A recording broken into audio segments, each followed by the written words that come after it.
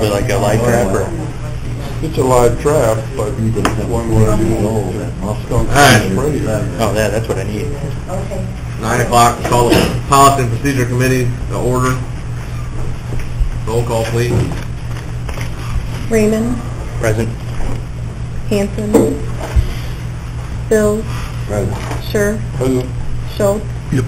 Barron, Crumwoody, Anderson. Present. Public comment.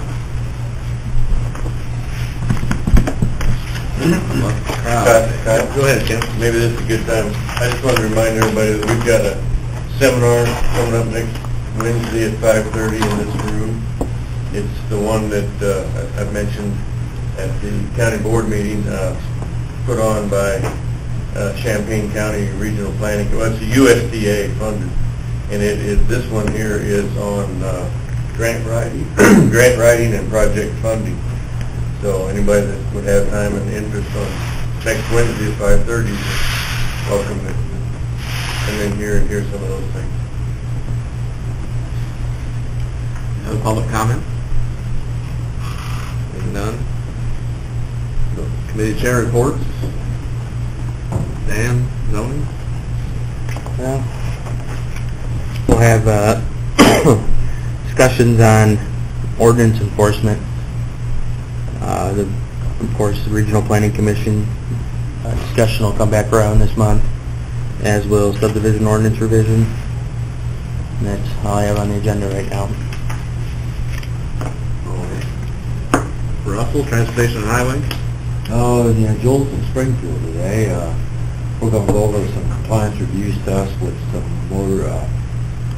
IDOT reviews regarding motor fuel tax and township bridge funds. Probably the one thing about it is there's some ADA compliance things for the road districts that have been in place for a long time, but anytime we do anything, we're going to start looking closer at those and making sure we get those incorporated. Nothing new. Lyle? We're going to go over all the things that we've been in all the projects. Also, we're going to go over the farm contract, so if anybody's got any input on that, we're going to be looking at that and making sure everything's on there before it gets renewed. Going to open bids for the roofs on this, and then we're going to see what kind of budget numbers we got. So there's a spot when we had them priced for the resurfacing, we said there was a spot that was bad. We did get a budget number from somebody at about $5,000 to replace that, or to fix it. So let's see if there's any money there or what we got to do. And get updates on all the projects. Dale, tax? We're going to have department head reports. We're going to talk about dogs again until we get it right. Coming quickly. John Scher, public safety, or traditional public safety? We'll be taking our normal reports. Also, we'll be talking about security in the courthouse.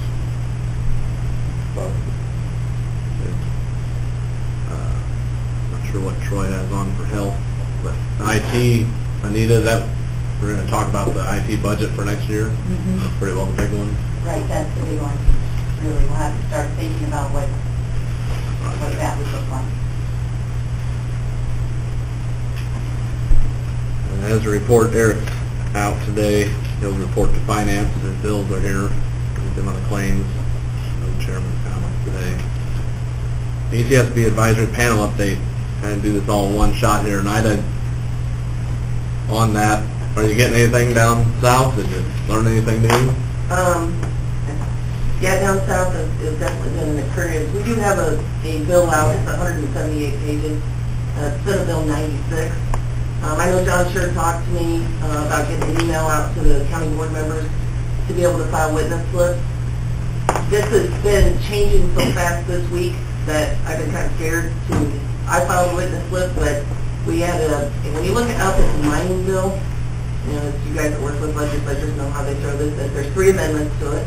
We were Amendment 3. I was down there Tuesday.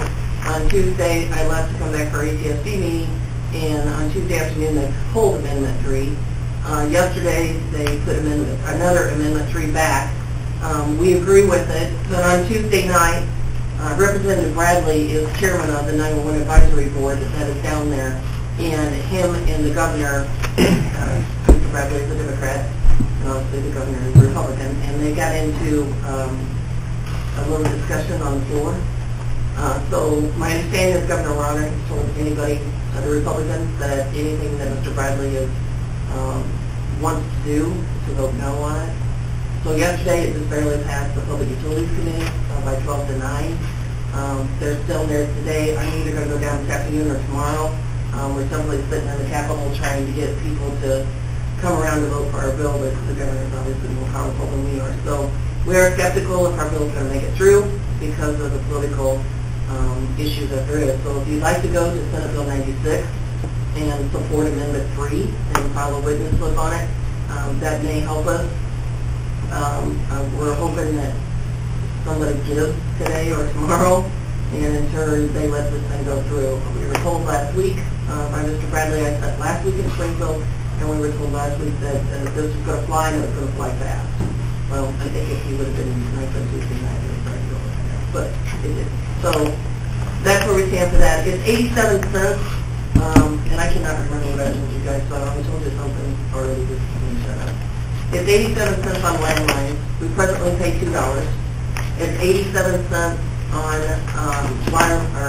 your cell phone. Sorry, I've been up a little late last night or something. It's 87 cents on cell phones, and you presently pay 73 cents. All that money is going to go to the state of Illinois, and then the state of Illinois is also going to pay our network charges off of that, which is about $60-some thousand is going to come out of that. There's also a percentage that's going to go to the administrator of this, and they are presently in the process of, more or less it looks like, the Illinois Commerce Commission 911 part may be dissolved, and it's going to be put under the Illinois State Police. And the 911 Advisory Board, which is presently in place, we feel will continue to go over, but they will be reporting to the Illinois State Police, and then there will be an administrator that will be appointed that will be in charge of more or less what the Illinois Commerce Commission does today, only they will additionally be in charge of Next Generation 911. And one of the reasons that they picked the Illinois State Police to do that is we have a LEADS program, and the LEADS program is how we run people, license plates, send messages back and forth from prisoners who are in custody, all this type of stuff that we do, enter warrants into it, and they feel since they have that network throughout the state of Illinois, that a Next Generation 911 network that we would all be able to join into, that they would be the people that would be able to do that rather than having the Illinois Commerce Commission do it. So that was a fight. The Illinois Sheriff's Association and the Illinois State Police don't play well together, so the Illinois Sheriff's Association was not happy about this. That was on Tuesday afternoon. We recessed for a small period of time. The Illinois Sheriff's Association and the Illinois Commerce Commission and the Illinois State Police met, and then they came back and wanted some change in the language as far as the powers of the Illinois State Police. I see as of amendment number 3 yesterday that stayed as is. So I'm not really sure what the Sheriff's Association is going to do with this. Last time I knew they were still supporting this.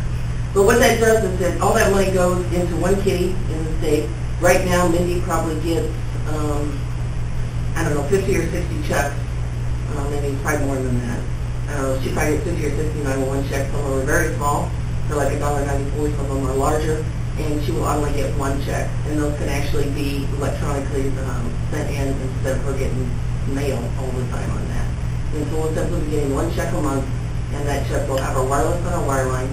Right now we have 3 line items. We have a wireless and a wireline and a general, and we actually combine that and just have a general account. So that will make things easier for Anita and also I guess Mindy's office as far as how many lines that we actually have.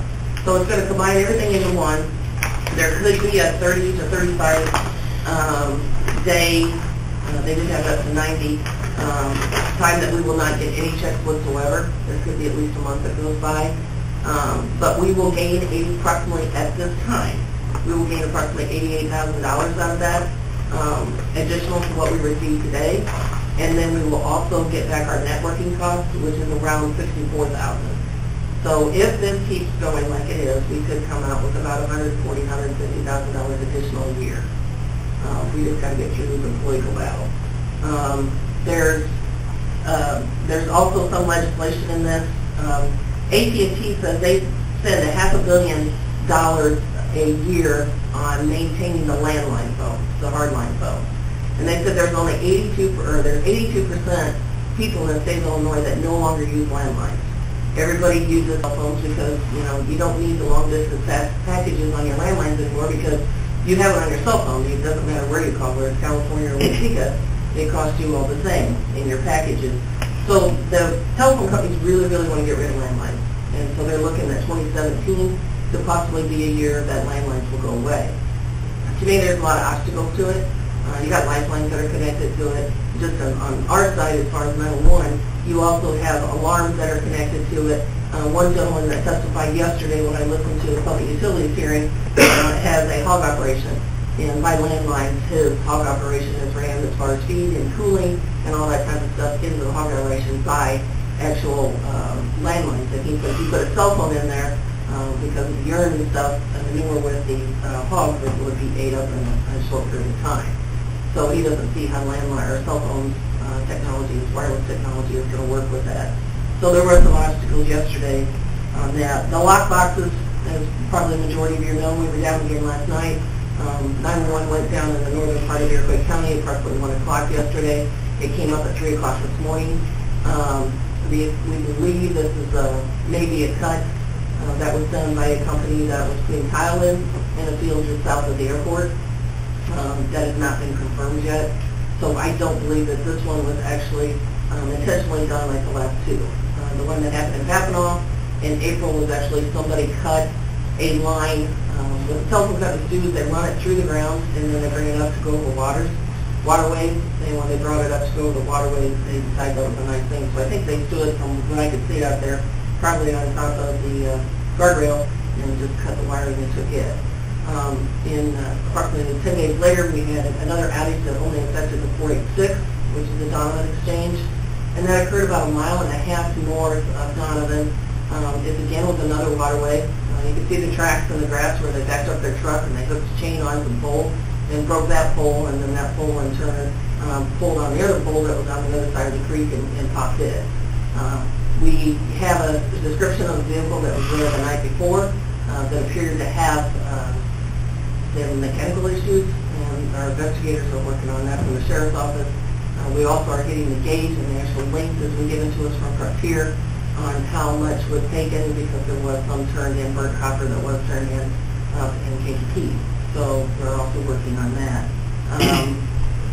They did, for all the work they went to pull this, I don't think they got very much money out of it, unless they're going around. So I did contact Frontier. I found out all the areas that the lines do run across the creek, and I've given those patrols to have them try to check there periodically.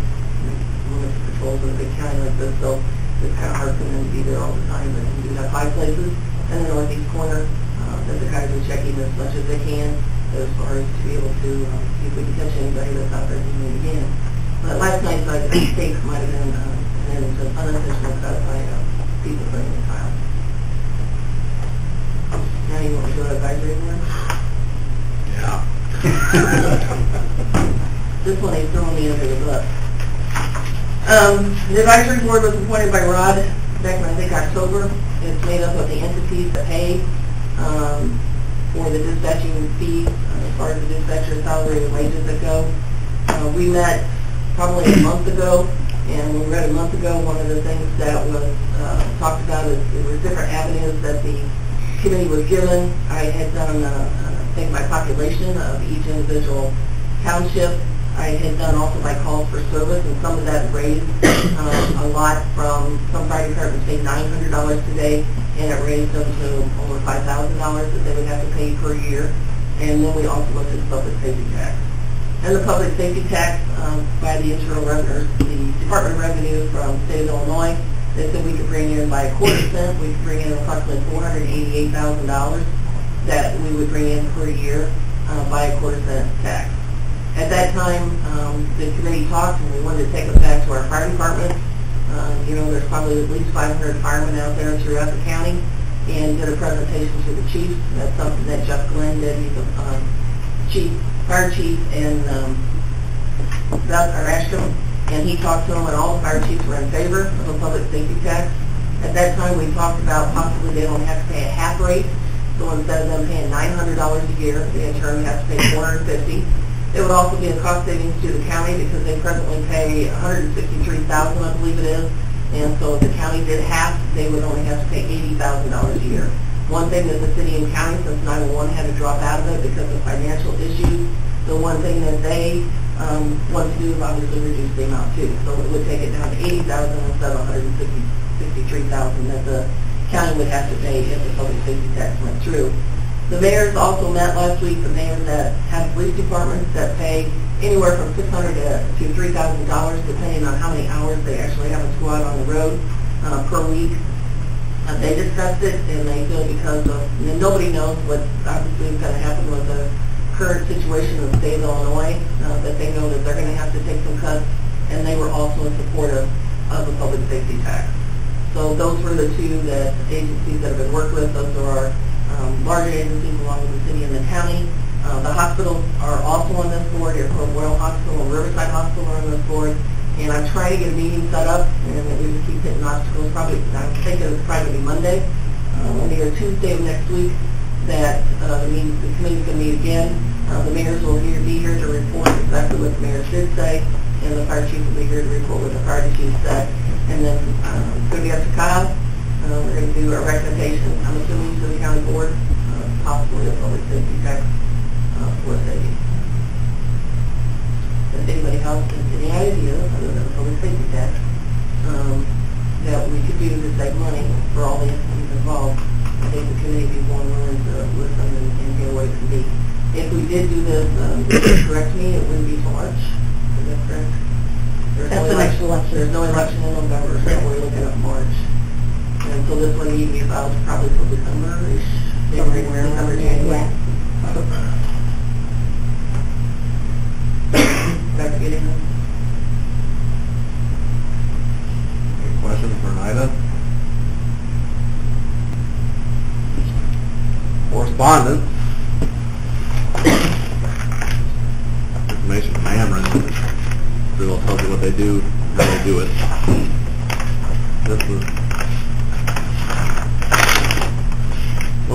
you talk to me about this, or did Anita forget that? I did. You want to talk to these guys about it? Plan, nationwide plan.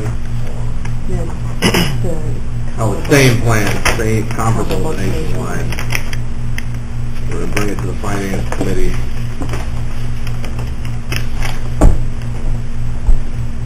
I haven't looked through it, so bear with me. Anita, did you look through this? Right here? Okay. I think I glanced at it. No, it's going to go to finance for them to look at, but anyway. One other thing that came in the mail.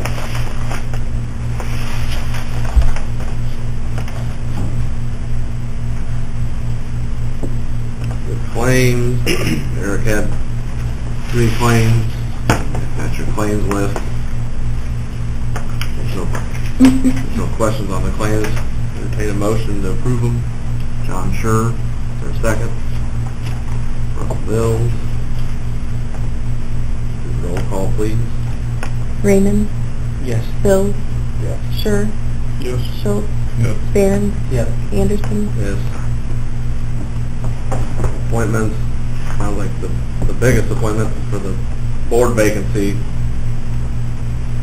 Correct me if I'm wrong, but the Republican Precinct Committeemen are going to meet again next month. That's when they're going to come up with a recommendation.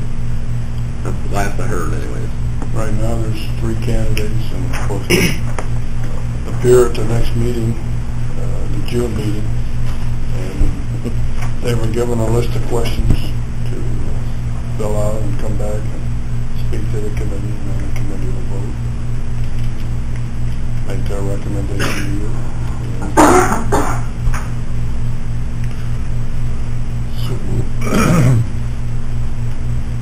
Is it right that there's a 60-day supposedly to fill. So board, Yeah, thought it was longer than that, and I didn't look. okay. I can look when we get done here. As long as it's, Yeah. as long as it's 6. For some reason I was thinking. What it takes, like we were talking earlier, A little lengthier than that, but. what it takes is not necessarily what the law says. Yeah. Two entirely different things. If it's more than 60, then we would still be in compliance. Yeah. I guess the plan right now is, following the meeting in June would be then that we'd go to Kyle and bring it forward at the July meeting. That would be. Still be there. Well, it's 60. I'm pretty sure it's longer. If he than that. wants to. That's right, I was going to say, that's his decision whether he wants to move forward. All kinds of entertaining going through. It's neat. Speaking of neat, the forensic audit update, I haven't got 100% confirmed, but he was not going to do it today to avoid having to do it twice. The full board, there'll probably be right off the top of the agenda, will be a forensic audit update from Garrett Discoveries. So, one time and put it to sleep. Public can release out of here anyways. It might not go away, but public comment parameters. This month, I didn't get on it in time to plan everything else. John, you want to pass out your handout you got for us for public comment parameters?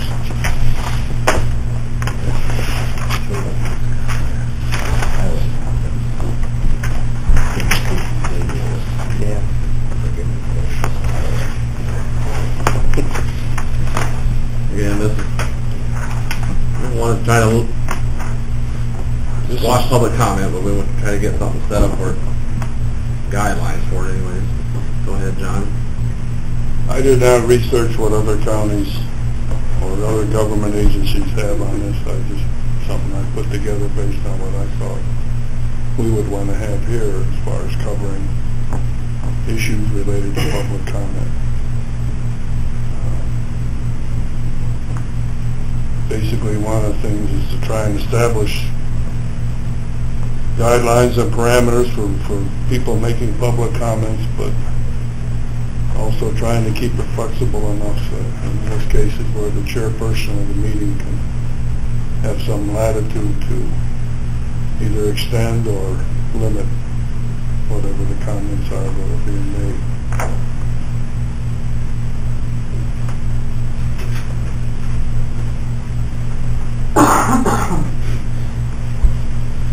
So I thought maybe this might be a starting point, if nothing more for us to consider what we want to do. Looks good to start.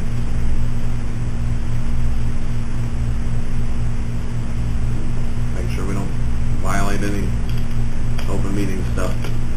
Everything's. I didn't double check that. I suppose it'd be good if, once we decide what we want to do, to let Mr. Devine take a look at it also, to make sure that base is covered. But it's my understanding that we have the opportunity to establish whatever parameters we want as far as time and subject matter. So I think it's a lot easier to enforce if there's a standard set. I think that's what I tried to do here, was looking at the time and subject matter issues primarily. I think we got plenty of time to review it. Yeah, I don't see any big hot items. They're going to drag a bunch of people in here again for a little bit anyways. I could be wrong, but any day. I don't know if anybody has any questions right now, or if you want me to go through some of these and what the purpose is. I can do that. Otherwise, we can just look at it next month or whatever, however you want to do it. I think we ought to review it and bring it back next month. Hey, we'll get copies made for everybody on the full board. Yeah, I've got a few more here. I'll get them to Amanda. She can Come out there and they can, I don't have enough for the whole board there, but we can make there's a few more.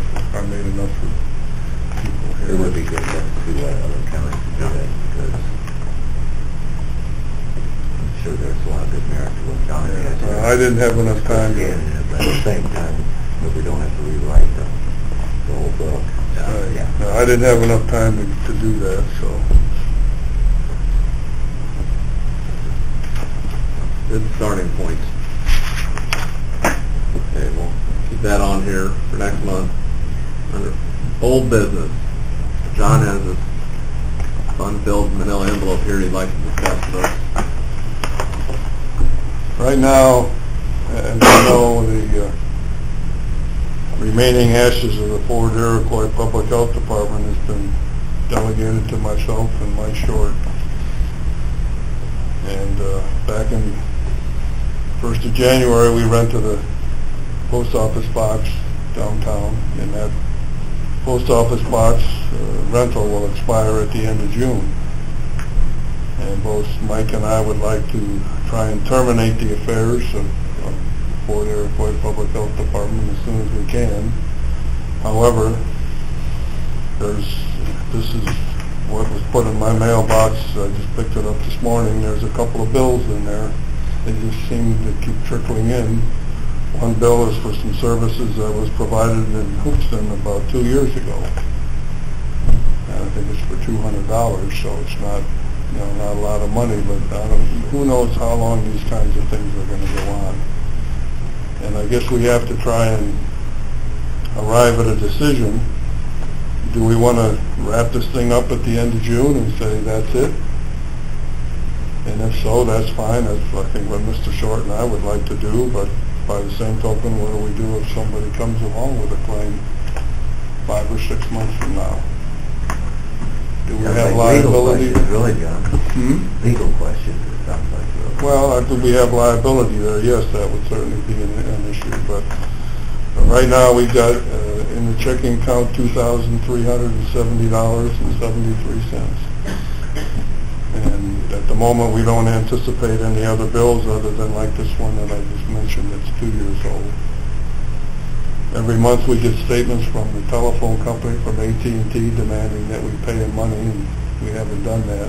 I usually turn them over to Anita because a lot of it covers lines that were ported over to here and should be included, with what we're already paying. But she's been working on getting that straightened out. So. But they still keep coming. And there will still be mail coming after June 30th, so what do we do with that? We just have the post office throw it in the garbage? We need to provide them with some kind of instructions, I would think. So again, Mike Short and I can make some decisions in this regard, but I think it would be helpful if we had input from the... Is PO box still about $22 for... What? Is it still about $22 for a PO box for 6 months? No, I can't remember the amount, but I think the time comes when... The box that we've got is the biggest one they've got down, so that it could fit some of the bigger items that come in there. So, it's more than what you said, but There comes a time when you have to draw a line. Right, and that's... John and Mike are ready to draw that line, I think. Well... and I see no reason why it couldn't be handled after the fact with an agreement between the two of you. If something comes up that should be paid, get the money from the counties and pay it.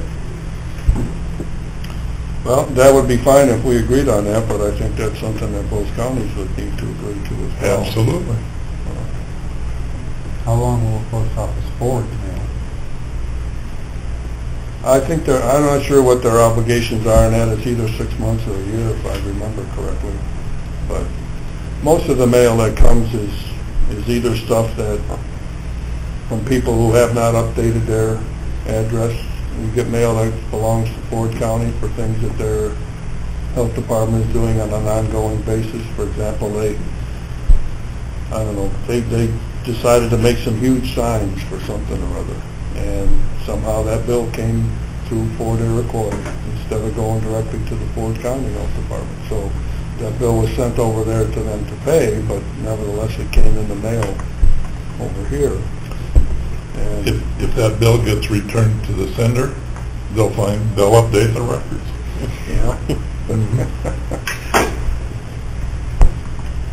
They've been asked instructed numerous times already from when I'm told to do that, and the right hand doesn't know what the left hand is doing, I suppose, but it just hasn't happened. But that's fine with me. Again, I want to make everybody aware of the situation, and as I said, any input that you can give in this would be very helpful, because we don't, it's been kind of a nuisance in many respects for the both of us to have to continue this as an ongoing thing, and like to get it done with. And then the other question that I would have, which I think I know the answer to, but I've got a stack of stuff in my desk about this high of bills and other papers that's come. And what are we going to do with those? Are we going to put them in a box and stick them upstairs, or Give them to the health department. throw them in the garbage, light a match to them, whatever? Everything else needs to go upstairs and just sit there. I imagine that's what we want to do, is put it in a box. Yeah. We got a bunch of unused checks that I don't know, I may either turn back to the bank or burn those up. I don't think we want unused checks sitting around, but,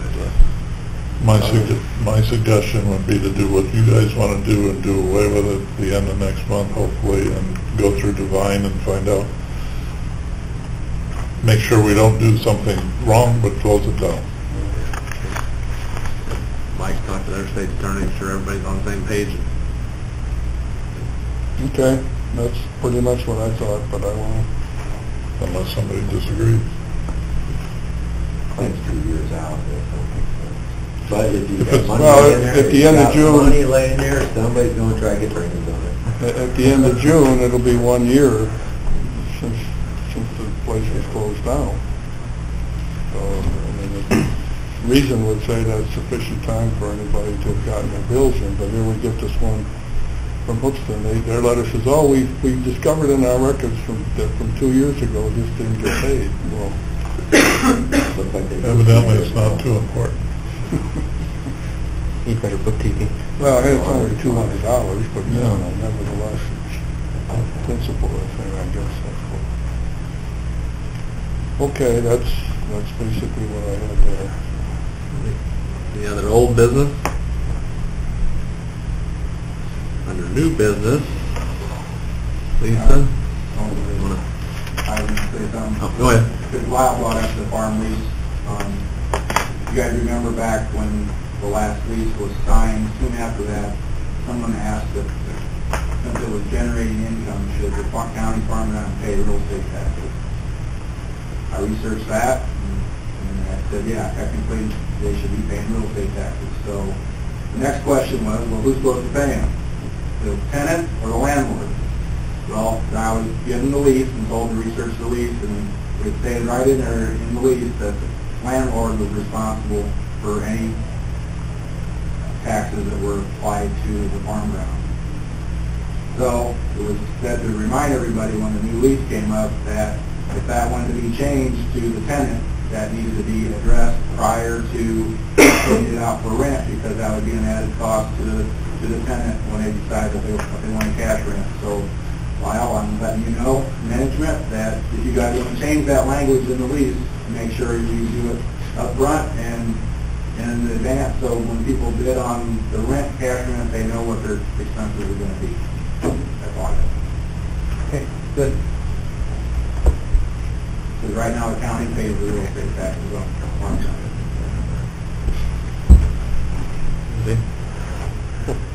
Lisa? I brought the list of liquor license applications. They're the same as last year. We didn't lose any, we didn't gain any. Everybody submitted the required documentation they needed, with the exception of the loft. We're still waiting on a bond continuation form from them. They don't get it to us, they don't get a liquor license. It doesn't really require county board approval, but historically, we've always brought it to the Policy and Procedure Committee, and the board has always approved it. So I'm just asking for a consensus of the committee to approve Motion liquor to approve. license application. You want Motion. Can't do a motion. Yeah, no motion because it was on. Can't do a motion. It wasn't on the agenda. Just a consensus to send it to the Oh. full board. It doesn't, again, it doesn't Yeah. have to be, All right, consensus. yeah. And it will be Unless on somebody- the agenda Yeah, for it'll the be full on the full board board. meeting, but Yeah, I guess we've already did, that's a separate thing, that's the full Yeah. It doesn't have to be. Right. Well, put it on my board, but does anybody have an opposition to having the liquor licenses that you got in front of you? It's gotta be done this month. Yeah.